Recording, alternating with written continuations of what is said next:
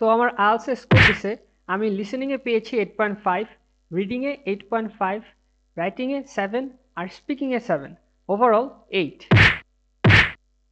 So আমি এখন 10 মিনিটের মধ্যে reading, listening, writing and speaking এর এমন একটা টিপস শেয়ার করব যেটা আপনার আইএলটিএস এক্সাম উল্টায় দিবে। So without any further edu, let's get started. IELTS listening পরীক্ষার সবথেকে বড় প্রবলেমটা হলো যে স্পিকার কোয়েশ্চেন বলতে বলতেই আমরা তা হারিয়ে যাই। এখন এর থেকে উতরানোর সবথেকে ভালো একটা হ্যাক আছে, তবে এই হ্যাকটা বারবার প্র্যাকটিস করতে হবে। আইএলটিএস এর এক্সাম পার্ট বাই পার্ট সাজানো থাকে।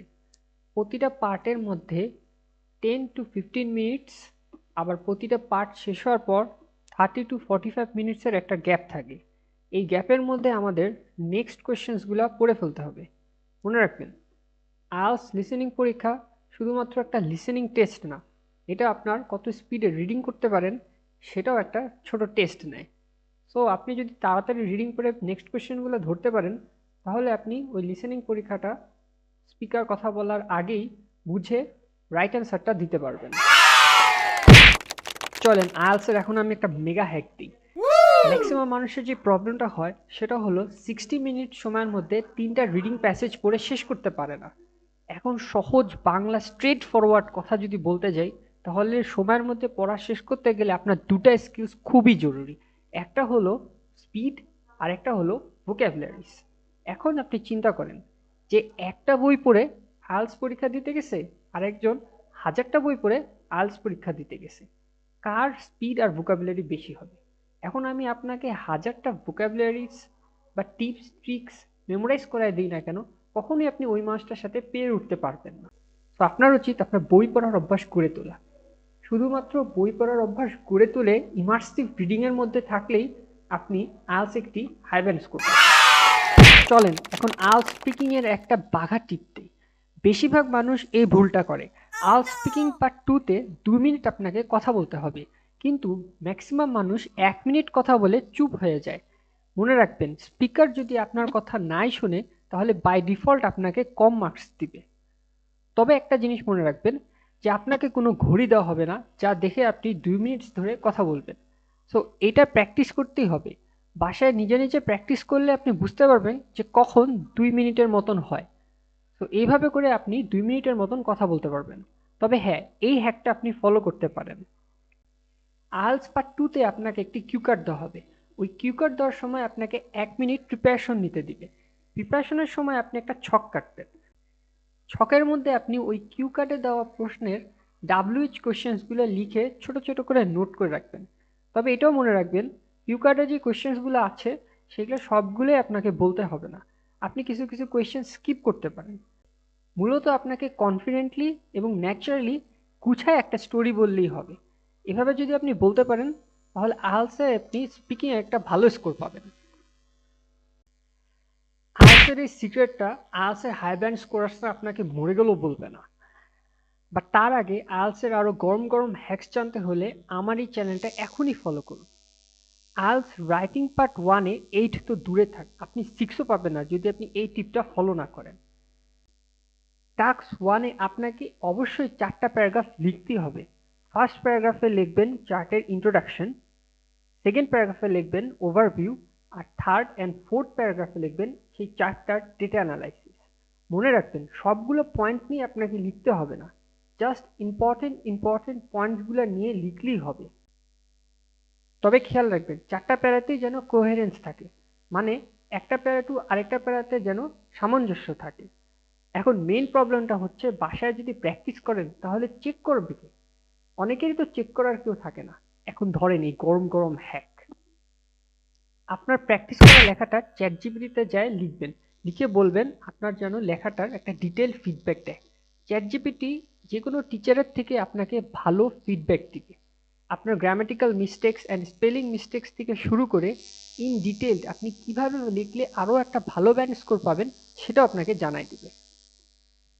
আপনি যদি কোচিং সেন্টারে ভর্তি হতে চান তাহলে এই ভিডিওটা মিস করবেন না।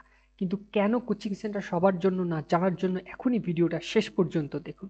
এখন আমি আপনাকে ইন ডিটেইলড এক্সপ্লেন করে দেখাবো কেন কোচিং সেন্টার আপনার জন্য একটি ভালো ডিসিশন নাও হতে পারে। অধিকাংশ মানুষ কোচিং সেন্টারে ভর্তি হয় এই আশায় যে সেখান থেকে তারা তাদের কাঙ্ক্ষিত স্কোর পাবে, কিন্তু বেশিরভাগ সময় তা আর হয় না। উল্টো কোচিং সেন্টারগুলাই লাভবান হয়। আসলে আইএলটিএসে একটি ভালো স্কোর পেতে হলে আপনার দুটো স্কিলস লাগে। একটি হলো বেসিক ইংলিশ স্কিল, আর একটি হলো test taking skill. Test taking স্কিলগুলো আইএলটিএস কোচিং সেন্টারে আপনাকে শেখায়।